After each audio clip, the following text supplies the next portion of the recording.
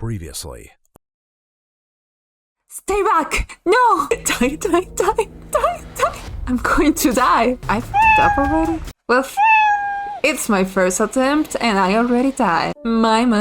Where are my clothes? I'm stealing! His heart, of course. Who are you? You might call me Kuras. I don't know if I'm pronouncing his name alright. Yeah! Thank you for saving me. Why did you save me? Thank you for saving me. Why did you save me? I don't want to say fragile, but like a very athletic sort of body shape. And that's nice to the eyes, I guess. Thank you for saving my life. I changed a smile in return. Even if he won't explain how he did the impossible, there's no doubt in my mind that I'd be dead if not for Kuras. Think nothing of it. I'm not sure if he's just being excessively courteous, but his words only raise more urgent questions. But I have to ask, why did you save me? You don't know me. The question seems to startle Kuras. I could hardly leave you to die in the wastes. Assisting those in need is the very essence of a doctor's duty. I've never met a doctor who also handed out free clothes. Or do you want him to see you naked? My fingers find the edge of the cloak. There's a subtle but delicately embroidered pattern around the hem. I tried not to think about what kind of price Kuras might ask for such a well-made clothes. No, I suppose not. Forgive my presumptions. I rarely come across so fascinating patients. Look at his paw. It's so cute. I blink. What did he just say? I simply meant that few will cling to life so resolutely, or brave such a perilous journey to Aridia. I could not help being curious about you, Viri. His voice dips to a soft murmur, and he abruptly looks away from me. You're pretty curious yourself. I don't know what to say to that. Let's call him curious. Am I? Well, I haven't forgotten about my arm. I wiggle my intact fingers at him. Clearly not. But you haven't asked me for any payments either. I require none from you. Travelers do not have an abundance of coin, and it will be unethical to leave you destitute in a strange place. I fall silent, unsure what to say to that. Nobody will help a horror like me for free. There has to be some kind of catch or trick, right? A low knock at the front door stops our conversation cold and spares me from having to say anything else. Duty calls. Unfortunately, you're not my only patient today. The knocking grows more insistent, and Kuras let out a tired sigh. Please wait your turn. Though he said quietly, the claymore on the other side of the door abruptly stops. Do you need anything before you leave, Viri? Between the soulless attack and my miraculous survival, I'd almost forgotten why I came to Aridia in the first place. I need directions to the cenobium. The look on his face is downright chilling. He pauses, choosing his words with cold deliberation when he speaks again. Whatever you seek, it is very unlikely you will find it there. The cenobium gates open for precious few visitors, and if they did, you will not like what you will find inside. My heart sinks. Is he saying that I came all this way for nothing? Risk life and limb for nothing? Well, that can be. I've only just arrived, and Aridia is the largest city still standing. There has to be a cure for me here. Then, if not the cenobium, where would you suggest? Do you know anyone else in Aridia? I shake my head. Then I suggest a local guide to the wet wig and ask for Linder. Excuse me? The wet what? The wet wig. It sounds deeply unamused. Follow the posting advertising Linder's bloodhounds. They are difficult to miss. When you meet Linder, tell him I sent you. That isn't much to go on, but Kuras points towards the clinic's back door. You will be safe so long as you don't draw attention to yourself. That's easier said than done. I always been a magnet for the worst sort of attention. I don't know how to read. Fuck. If you require my assistance, you might return whenever you wish. Though he's smiling, there's a note of finality in his voice. Resigned to my dismissal, I slip out the back door. Okay, what do we think about Kuras? I think he's precious and he already has my heart. He did nothing but the bare minimum, which is save me. But at the same time, it wasn't his obligation, you know. He could have left me there to die. I mean, he's a doctor, he has a swear or whatever to protect all life, but still, he didn't church me, which is nice. I find myself standing in a narrow and rather gloomy alley. I pull a new cloak up over my nose, stepping over the contents of chamber pots that have been emptied into the street. Something weighs heavily inside of one of the cloak pockets, my compass. Everything is still inside, every last coin that I scrapped together for the journey to Iridia. It doesn't even look like it was open. There were so few coins to begin with, they probably weren't worth stealing. I glanced back at the clinic's closed door. Kuras didn't take any payment. He didn't even ask for a future favor. But he also said that in Iridia secrets are power. Does he expect me to give up mine at some point? That's not exactly a comforting thought. Still, no matter why he did it, Kuras gave me a second chance and a lead on where I might find help. I better get going before he changes his mind. I squeeze out of the alley and into the crowded main street. A line of sized Kuras clinic stretches down the road already. Two thin peddlers queue alongside weathered elders.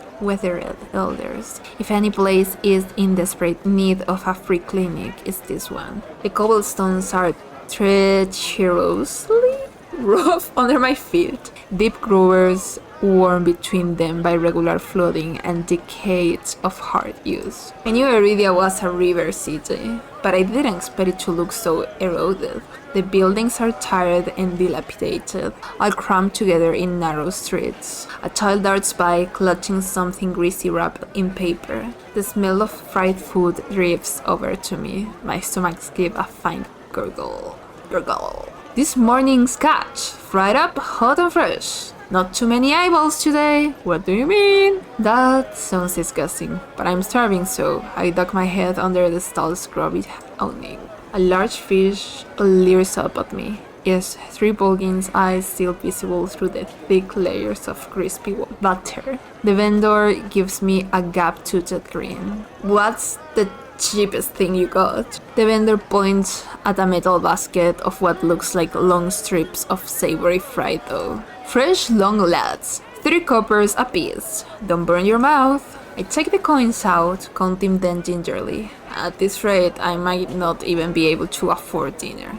Reluctantly, I drop the payment on the counter and take my meal. Yama. Ooh, I'm excited. I remember who I met here. I'm excited. 2 streets later, I pass under a broad iron archway adorned with dangling garlands of red and pink lilies. The buildings in this quarter are a dizzying riot of color. Painted walls and tinted glass everywhere I look. Sheer red and pink curtains flutter in open doorways. Musical voices call out invitingly. Incense mingles with the pungent scent of flowers, barely covering the salt and musk of warm bodies. Oh, so we are at a brothel, right? This must be Iridia's entertainment district. Yeah, we are at a brothel. I'm polishing off my food and dusting the crumbs from my hands when I spot a poster. Where? I don't see anything. It features the silhouette of a smiling man wearing a single dagger-like earring and the word Blood Hands printed above his head. A motto as above as below, as above so below circles the artwork. If Linder is the leader of the Bloodhounds, then the face printed on the poster is likely his. I followed the line of identical posters around the corner and nearly hit my head on a precariously dangling wooden sign. Looking up, faded orange letters read "The Wet Week." The facade of the building looks like it's seen better days, but I hear faint music and laughter coming from inside. The inside of the bar is a far cry from the abandoned exterior. It's not even midday, yet most of the tables and booths are occupied by a loose assembly of people in matching green cloaks. I'm no stranger to bars. Sometimes I will take my books to the local tavern for a change of scenery, but I much prefer quieter places. A cursory glance doesn't turn up anyone with a dagger-shaped earring. I'm about to head towards the counter when a chant rises from the center of the room. Shout! Shout! Shout! The remaining green cloaks abandon the bar and their booths to rush towards the center of the room in a sudden torrent. There's no time to move out of the way. I'm caught, swept along in the all-stented current. Hey! Rhythmic chanting drowns out my voice. I thrash, throwing out my elbows as the press of bodies grows heavier. My hip knocks into a table. I grip it, holding on tight to steady myself. But the growl has sealed. The chanting stops. A pair of gilded boots stride across the tabletop. Why are you showing me first his boobs? Seriously, you dogs? Again? Scattered laughter and cheers rises from the audience. I drag my eyes upwards. Oh, now you look up, but first you look at his boobs. I see how it is. Also, I like his belt. A well-dressed man stands on the table in front of me, his broad shoulders framed by the thick lapels of a trench coat. This really is the last time, alright? This time when he speaks, the audience falls silent, as though bewitched by his magnetic presence or rich, low voice. Okay, so I need to make a lower voice. Priority. The boobs are the windows to the soul, they say. But nothing is as captivating as his smile. He beams at the crowd around him, a performer on his makeshift stage. Don't blink or you'll miss it. I need to make a different type of voice for every character, I think. We'll see. He laughs, and the dagger-shaped earring dangling from his left ear catches the light in a flash of gold. It would seem I found Linder.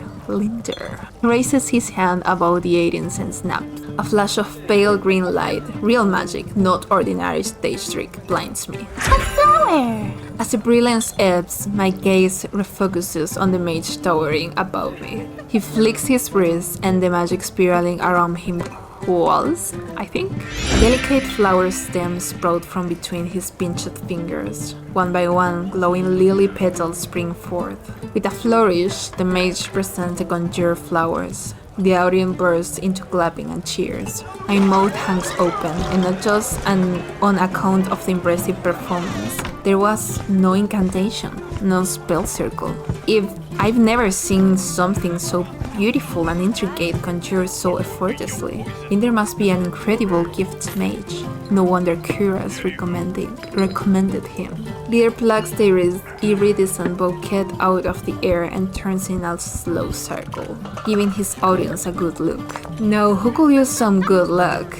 Eager onlookers scoot closer to the table. Some reached for the lilies while others whistle and call Linder's name. But his cool green eyes slide right over them, looking on me instead. I'm the main character. How about you? My chest tightens. Every person gathered turns to stare at me. What happened? Oh, take the flower. I'm gonna take it. I'm gonna make the bitches yellows. I reach out, all too aware of the way my fingers tremble as I carefully take the flower from him. There's no weight to them, only a faint warmth that radiates from the stems. As soon as the flower leaves Linder's hand, their light dims. They fade away in a shower of opalescent light. To my surprise, Linder laughs under his breath. That's the problem with flowers. They don't last long. But they leave an impression, right? He grins at me, and I find myself smiling back. He reminds me kind of like this guy from this manga, from Killing Stalking. You know what I'm saying? The top. Fuck, I didn't read. I just click. Alright, bloodhounds, get back to your drinks. Show sir. A green cloak disperses at its command, returning to their tables and booths. Before I can make my way towards Linder, his eyes find me. He gives me a friendly wave, then beckons me over to the crowded counter. I manage to squeeze beside him, but there's so little room that his shoulders presses against mine. I tense, but he doesn't seem to mind at all. Is this your first time in Iridia? He says it lightly, with a genuine air of curiosity. Do I stick out that much? No, but I'm certain I remember seeing a face as lovely as yours around Lowtown. You're flirting too much. My eyes flicker to the polished countertop. I'm not used to flattery, and being this close makes eye contact difficult. As if on cue, the bartender approaches us. What can I get you? Surprise me, and add anything my friend wants to my tab. We are not friends. I wasn't expecting the generosity, but I have to admit, I do feel a little thirsty after all that fright though. I'll have what he's having. Water's good. I think I will ask for water because I don't want to be drunk in a place in which I don't know anyone, and I also don't know the place per se, so water it is. Water's fine. While the bartender leaves to fix our drinks, Linder leans his elbows on the counter. I'm close enough to notice the purple shadows under his lower lids. Oh, he has A-bags. His eyes wander over me in return, but when they lock on my bandaged hands, a sour taste rises in my throat. Here comes the questions. So, what brings you to the wick? Crescent me. He pushes his hair back from his forehead, but it immediately files right back into place. So it's about work. The bartender pushes a pair of glasses our way. I don't realize how thirsty I am until the cool water touches my lips. I drain the water in a single gulp. Linder takes a deep swing of his beer and lets out a satisfied breath. How can I be of assistance? I need to get to the cenobium. As soon as the word cenobium leaves my mouth, the entire bar falls silent. Bloodhounds twist around in their seats to gawk openly. Finally, an especially drunk one speaks up. The hell are you bringing up the cenobium here? Throw him out, this is bloodhound territory. The vitriol catches me off guard. From the angry looks thrown in my way, it's clear I've broken some spoken rule just by mentioning the cenobium. When I glance at Linder, he's drinking, as though he hasn't noticed the uproar. Only when he catches me looking does he lower his glass. For the love of... He drags a hand down his face. Hey, keep it down, will you? This is business. I tense, expecting an argument, but the outspoken bloodhounds silently return to their drinks. Only a handful continue to watch me warily. Sorry about them. The cenobium is a bit of a touchy subject in these parts. Mix in enough drinks and, well, you saw. How about we continue this outside? When I give him a terse nod, he pushes away from the bar counter. He saves you. He doesn't save me. I can't save myself. No, I can't. I already died once in this game. I follow Linder to an alleyway tucked behind the wet wick, where layers of frayed bloodhounds posters have been plastered to the walls. Seeing them side by side, the resemblance between Linder and his likeness on the posters is impressive. Kuras didn't send you here for help with the cenobium, did he? From the look he gives me, he already knows the answer. I glance away. No, he didn't. He suggested I find an alternative. Yet here you are, asking about them anyway. What do you need the cenobium for?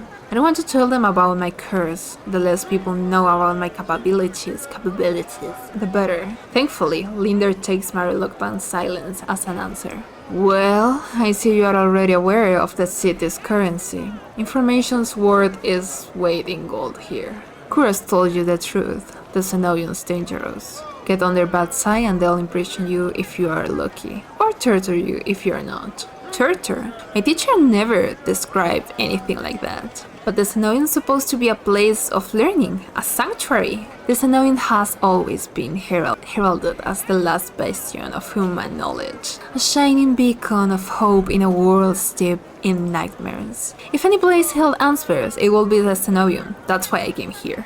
That's what they want you to think. But things that seem too good to be true are often just that. Such a simple statement, and yet it leaves me reeling. If it's true, if I stake everything on a lie, then what now? Linder clears his throat. But as I always say, there's solutions to every problem, and alternatives to every solution. He claps his hands and turns to me with a brilliant smile. That's why Kuras pointed you to the Bloodhound. Let us help you, whether it's hunting soulless, finding people, or recovering stolen valuables, we can do it all. And free of charge. I'm shaking my head before he even finished his practice speech. My patient is wearing dangerously thin. Listen, I appreciate the offer, but my problem can be solved by a group of good Samaritans. To my chagrin, what the fuck is chagrin? Linder nods slowly. Then your problem must be fairly serious. And if the cenobium's your first choice, you're searching for a magical solution, aren't you? With my eyes widen, he nods along, as though he suspected all along. I'd be happy to help you out. That is, if you tell me what ails you. Linder might not work for the Cenobium, but if he show us an indication, then he's even stronger than the mage who raised me. She couldn't do anything about my curse, but maybe read you like a book. I'm open like a book for him. No, not really. I prefer Cuirass. Cuirass is good boy. I'm silent, plagued by indecision. I don't know if I can trust him, but it's not like I have an alternative. I hate to admit it, but this could be my only path forward. My confession comes out in a pained whisper. I'm cursed. Cursed. Oh, no, I'm very curious. What kind of curse? Something ancestral or more recent?